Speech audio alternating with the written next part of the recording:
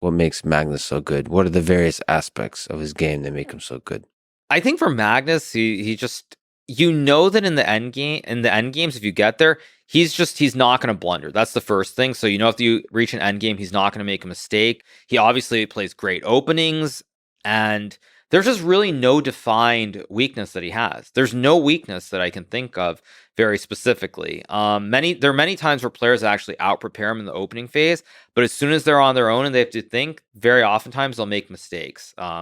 So there's just no weakness for Magnus, really no weakness. Well, unlike say Kasparov, like Kasparov on the other hand, there are very clear weaknesses in his game. Like Kramnik exploited them. First of all, I don't want to say like ego is the right word, but like very stubborn, believing that his openings were infallible, that he could just win, he could just prove an advantage and win the game out of the opening, like against Kramnik when he ultimately lost.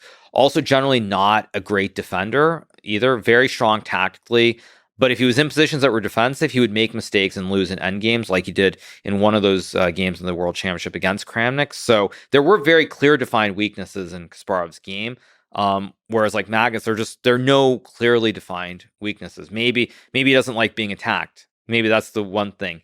He likes king safety and he doesn't like being attacked, but that's not something that you can easily do. Whereas say if someone's very tactical and they're not as strong positionally, that is something you can that will happen quite frequently in games. You can steer games a certain way. Doesn't mean you'll always get there, but that is something tangible. Whereas king safety, that's not something tangible at all. It's very, very hard to attack someone unless they play certain style of openings.